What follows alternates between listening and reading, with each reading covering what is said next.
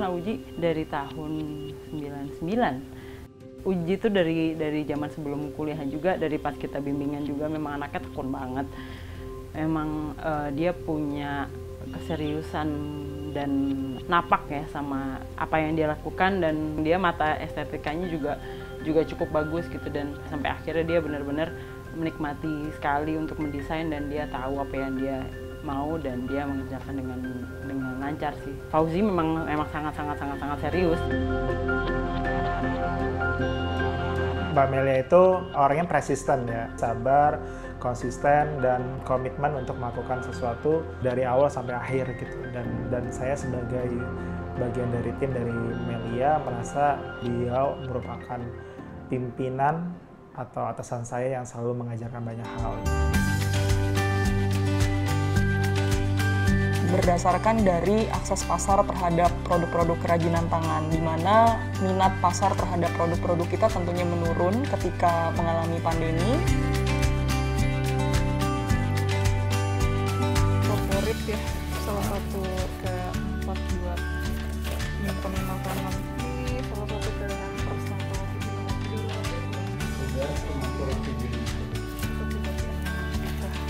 Bagaimana caranya kita terus berpikir dan berusaha supaya produk-produk kerajinan tangan yang sudah dihasilkan oleh ibu-ibu pengajian kita itu bisa terus diserap oleh pasar walaupun di tengah pandemi seperti ini. Kita memang terdorong nih untuk melakukan perubahan ya, karena kan pada kenyataannya sudah nggak bisa juga gitu melakukan bisnis as usual gitu. Kita tuh selalu sebenarnya berfokus utamanya ke desain koleksi kita sendiri. Karena dia maunya warna-warni.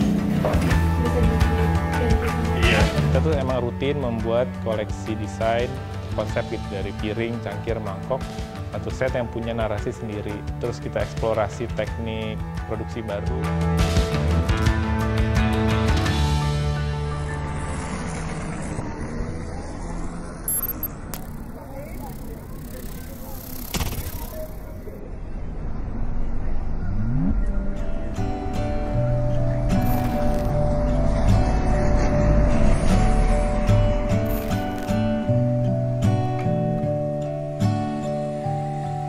Halo Mbak Diana. Halo Pak Joshua.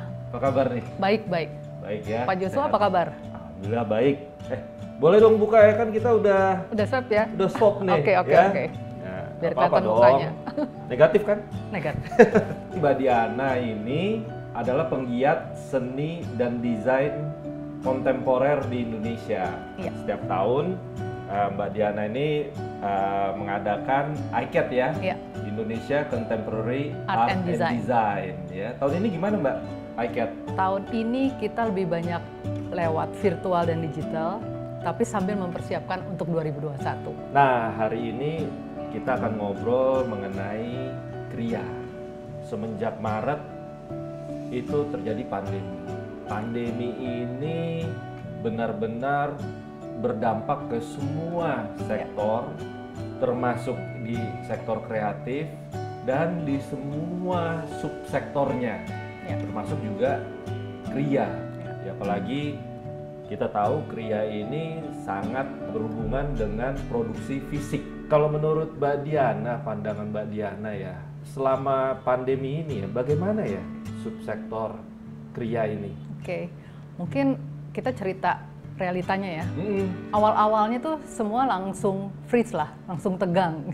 3 bulan pertama 2020 ini semuanya pasti tegang, karena yang sudah pasti kontrak-kontrak teman-teman kriya ini yang main-main kontainer pun jadi stop dulu kan. Kita nggak bisa kirim, nggak bisa ini.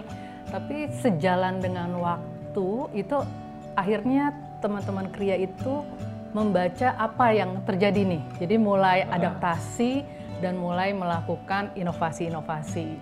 Jadi macam-macam. Sebetulnya pada dasarnya kan gini, apa yang kita buat itu adalah untuk memenuhi kebutuhan pasar. Nah, pasar maunya apa nih?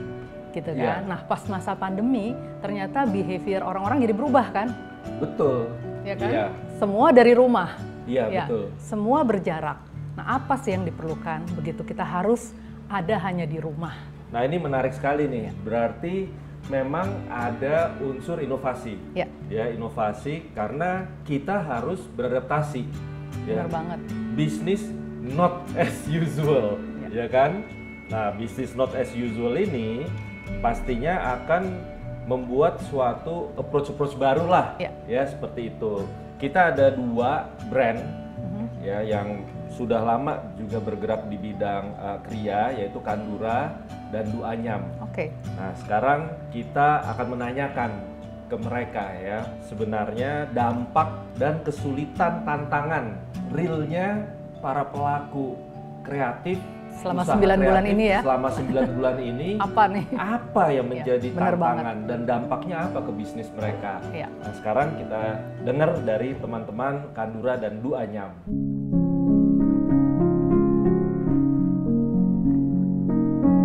Yang pertama jelas itu adalah kita itu banyak proyek yang kita kerjakan itu untuk klien restoran dan kafe. Itu sekitar hampir setengah dari proyek yang kita kerjakan itu untuk hotel, restoran, dan kafe. Dan biasa kita supply perintah makan. Nah, ketika ada pandemi ini, kan banyak ada lockdown, dibatasi, orang nggak keluar pergi makan, sehingga pertumbuhan di sektor tersebut juga terhenti, yang otomatis berdampak ke kami gitu. Jadi klien yang tadinya mau pesan nggak jadi, yang sudah pesan kemudian itu juga dibatalkan, atau bahkan ada yang dipending juga sampai sekarang belum selesai gitu. Itu berdampak besar ke kami. Penyebaran itu kan jarak dekat gitu ya, maksudnya kita ngobrol nggak pakai masker, terus kalaupun kita ketemu juga kita jauh-jauhan gitu. Kalau mau lepas masker banget juga harus jauh-jauhan, terus dikit-dikit semprot-semprot, dikit-dikit cuci tangan, makan bareng di kantor cuci tangan. Kalau kita benar-benar tahu hal esensinya juga kita bisa menjalankan dengan bijaksana. Kita tahu keadaan ini emang sulit gitu. Terus kalau kita semakin kita panik, ya emang harus satu persatu yang dipikirin ya gitu. Dan apa sih yang kita punya gitu sekarang bisa dibuat jarak jauh gitu, seperti kelas, seperti workshop.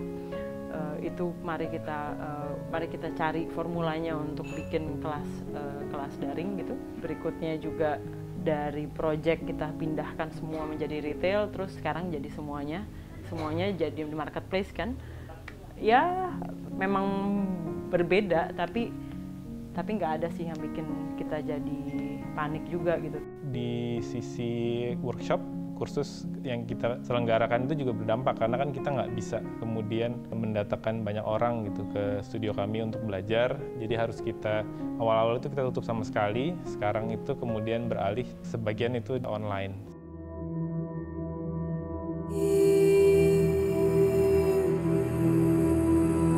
COVID-19 ini membuat kita semua ya, tidak hanya tim yang bekerja di Duanyam, tetapi juga ibu-ibu penganyam kita di daerah-daerah produksi juga mengalami kesulitan dan tantangan tersendiri. Salah satunya ya kita mulai dari tadinya meeting in person, kita harus mengubah semuanya menjadi virtual meetings atau melalui moda digital. Ini salah satu tantangan yang kita juga hadapi, di mana sebelumnya ibu-ibu penganyam kita juga tidak familiar dengan menggunakan moda digital. Lalu tantangan berikutnya tentu berdasarkan dari akses pasar terhadap produk-produk kerajinan tangan, di mana minat pasar terhadap produk-produk kita tentunya menurun ketika mengalami pandemi, dan bagaimana caranya kita terus berpikir dan berusaha supaya produk-produk kerajinan tangan yang sudah dihasilkan oleh ibu-ibu penganyam kita itu bisa terus. Kesulitan yang dihadapi oleh Duanyam sejak masa pandemi COVID-19 ini tentunya yang pertama penurunan permintaan pasar terhadap produk kerajinan tangan. Lalu yang kedua, kami juga tentunya mengalami kesulitan di mana tim dari Duanyam itu juga harus bekerja dari rumah karena adanya pembatasan-pembatasan untuk mengurangi penyebaran COVID-19 ini.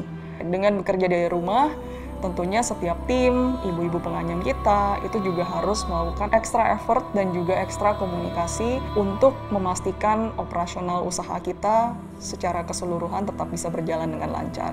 Dengan kondisi COVID-19 tentunya suasana dan budaya kerjanya yang awalnya harus bertatap muka digantikan dengan online, dengan saya divisi penjualan di pengembangan bisnis tentunya nggak mudah. Karena 1 minggu itu bisa bertemu 3 bahkan 4 klien face to face gitu. Dan mereka menyentuh barangnya gitu. Ada bedanya ketika beli barang di online yang kadang mereka melihat dengan mata, dengan dipegang itu feel-nya beda gitu. Ada beberapa klien kami yang harus megang barangnya dulu, mereka baru bisa ngambil keputusan akan beli atau tidak gitu.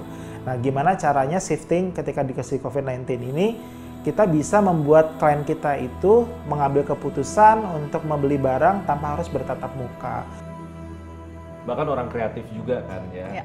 Nah, pasti kalau kita bicara kreativitas, ya kita juga bicara mengenai inovasi ya kan. Betul. Nah, inovasi ini sebenarnya yang juga kunci ya untuk kita bisa survive selama pandemik. Ya. Kalau pandangan Mbak Diana, strategi inovasi yang bisa mendasari untuk bisa survive itu kira-kira apa ya, terutama di sektor kriya? Oke, aku lihat sih gini Pak Jos, inovasinya itu bisa dari 2 arah. Dari produknya sendiri atau dari cara memasarkannya. Oke. Nah, 2 itu tuh nih kalau teman-teman yang main di kriya ini sadar mengenai itu, ayo deh mulai, ya kan? Kayak produknya sendiri. Begitu pandemi kan itu yang tadi saya bilang, behavior orang lain, orang lebih ke rumah. Nah, mulai deh berpikir apa yang diperlukan di rumah, karena orang akan spend lebih banyak waktu di rumah. Oke, bekerja ada meja kerja kan? Nah, di meja kerja itu perlu apa sih? Orang Zoom kan selalu di situ. Apanya yang perlu di situ? Mungkin untuk cantik-cantik kita mau taruh tanaman. Nah, kayak gini-gini kan nih. Iya. Keren banget kan. Jadi pot tanaman ini cantik banget kan sebetulnya. Betul. Ini adalah sebetulnya bagian dari inovasi untuk membaca kebutuhan apa yang diperlukan sekarang.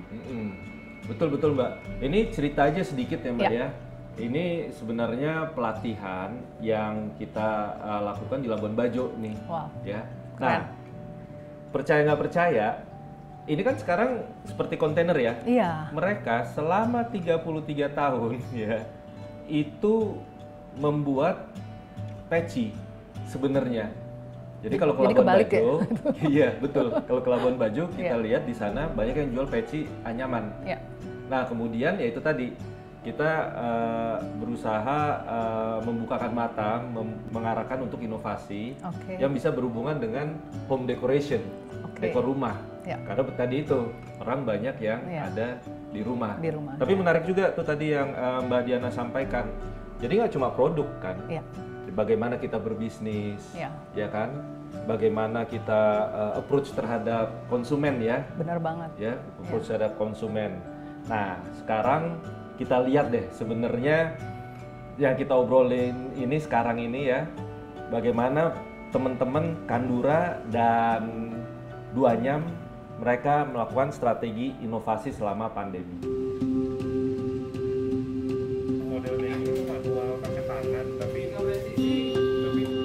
merespon kondisi pandemi ini dan kita memang terdorong nih untuk melakukan perubahan ya, karena kan pada kenyataannya sudah nggak bisa juga gitu melakukan business as usual gitu.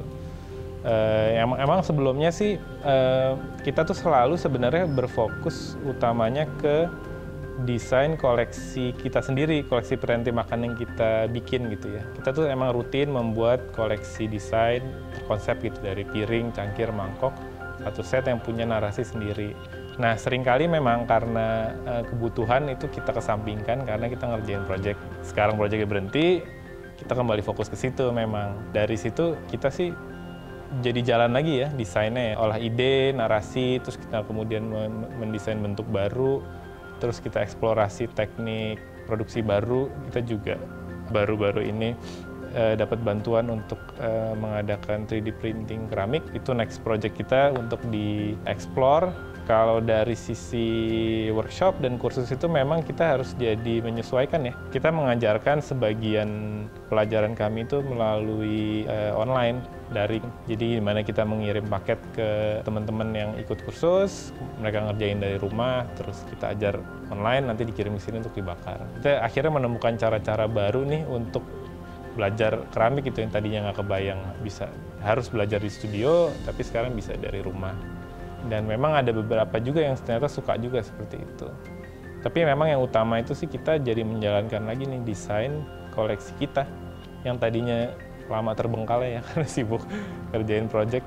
Sekarang kita jadi memang awal tahun depan nih rencananya keluar beberapa. Banyak banget strategi yang sudah dilakukan oleh Duanyam untuk bertahan di masa pandemi COVID-19 ini. Dulu sebelum pandemi, Duanyam itu berfokus pada penjualan wholesale atau business to business berupa corporate gifts, hotel amenities, ke perusahaan, hotel untuk acara-acara seminar atau event yang diselenggarakan oleh klien-klien kita. Namun setelah adanya pandemi, permintaan terhadap produk-produk tersebut menurun karena event-event akhirnya dipospon. Hotel juga banyak sekali yang akhirnya tutup untuk sementara selama pandemi, sehingga Duanyam harus putar otak terus bagaimana caranya supaya produk-produk kerajinan ini tetap bisa kita salurkan ke pasar yang memang menginginkan produk ini. Akhirnya kami memutuskan untuk mulai pivot dari penjualan B2B menjadi penjualan retail. Jadi kita siapkan toko-toko online dari Duanyam, baik itu di website, di marketplace, dan kita ingin memastikan bahwa produk-produk ini bisa tersampaikan juga ke customer-customer yang memang membutuhkan produk kita. Selain itu, kita juga melakukan banyak sekali bundling produk, di mana produk-produk Duanyam itu kita bundling dengan beberapa essential kit yang memang dibutuhkan selama masa pandemi. Contohnya, kita juga membuat masker kain, kita membundling produk kita dengan hand sanitizers, dan kita juga menyebarkan pentingnya untuk menggunakan masker, untuk menjaga jarak, dan juga untuk selalu mencuci tangan. Itu kita membantu untuk menaikkan atau menyebarkan mendukung campaign tersebut gitu. Selain itu, Duanyam juga banyak berkolaborasi dengan brand-brand lokal Indonesia, di mana kita menggabungkan produk hasil karya tangan ibu-ibu penganyam di Duanyam dengan produk-produk lain yang akhirnya dibuat untuk hampers hari raya seperti Lebaran, Natal, care package, dan lainnya. Pandemik ini selesai kapan? Ya kan? Benar banget. Benar. Nah, dalam ketidakpastian ini kita harus punya dong ya strategi ke depannya mau apa ya, inovasi-inovasi ke depan harus seperti apa supaya kita bisa survive dalam ketidakpastian. Kalau dari kacamata Mbak ya, di sektor kriya ini kira-kira apa yang bisa mendasari strategi ke depannya, inovasi-inovasi yang bisa dilakukan untuk bisa sustain bisnisnya? Saya rasa nomor satu kan tadi saya bilang produknya sendiri. Saya rasa mau pandemi nggak pandemi, nomor satu kayak kebersihan dan lain-lain itu akan tetap ada, akan abadi lah. Jadi produk-produk yang berorientasi kepada kebersihan, kepada hal-hal yang lebih sustain, saya rasa itu harus kita buat inovasi-inovasi barunya. Tapi arahnya ke situ deh gitu loh. Ini bakal lama soalnya. Nah, harus rebut pasar itu. Oh berarti kira-kira begini ya, ini ada pandemi. Sebenarnya di dalam pandemi ini ada opportunities. Justru ya itu. Kan? Nah, selama pandemi ini juga terjadi perubahan. Yang kalaupun selesai sebenarnya pandemi, kebiasaan-kebiasaan baru itu akan terus ada. Akan masih valid. Jadi artinya attitude kita dalam misalnya jaga kesehatan itu gitu tetap. Itu tetap, ya kan? Karena itu memang sesuatu yang bagus untuk dilakukan. Terus tadi Mbak katakan bahwa kita kerja di rumah, ya kan? Sekarang kita sudah semakin fasih untuk berdigital ria lah ya. Nah, bisa-bisa juga setelah pandemi akan terus ya. Banyak juga mungkin perusahaan-perusahaan bahkan di pemerintah juga mungkin nanti koordinasi nggak perlu ke kantor dulu deh. Karena lebih efisien kan Lebih ternyata. efisien, ya kan? Nah, jadi mungkin hal-hal yang berkaitan dengan perubahan-perubahan attitude tersebut itu akan terus ya mungkin ya. Terus, dan itu kita jadikan proses belajar. Mungkin tadinya yang benar-benar gaptek, akhirnya mau nggak mau kita harus bisa berkomunikasi lewat teknologi dengan Zoom, malah pencapaiannya lebih besar, malah transaksi nanti pembelian, ini kita tidak harus ketemu muka. Iya. Jadi transaksi itu benar-benar bisa terjadi walaupun yang retail ataupun yang B2B bisa terjadi dengan hanya virtual. Wah, berarti kalau begitu ini yang biasanya kan kalau kita kriya, kita pameran pasti fisik ya, pameran maksudnya kita memang pasti harus ada produk fisiknya ya kan? Tetapi pertemuan tersebut belum tentu kan harus fisik, bisa saja secara virtual. Nah artinya siapapun nanti yang produksi seperti ini, dia harus bisa mempersiapkan mungkin ya, mempersiapkan agar produknya bisa terekspos dengan baik di pasar virtual. Kira-kira begitu ya? Dibaca oleh buyer dengan jelas. Nah, spesifikasi, ukurannya, materialnya, nah itu. Jadi kita latihan membuat data yang tepat. Karena orang dengan buyer ini, dengan data yang tepat itu dia bisa melakukan transaksi. Atau let's say, oke deh boleh nggak yang kecilan dikit? Atau boleh nggak yang warnanya begini? Jadi ini komunikasi akan seru banget sih lewat virtual. Wah, dan ini mungkin juga akan terus ke depan ya? Terus ke depan, itu seperti pasti. Itu. Ya. Nah ini menarik nih, coba deh nanti kita tanya nih sama teman-teman kita dari Kandura dan Duanyam, apa inovasi atau strategi ke depannya agar bisnis mereka bisa sustain.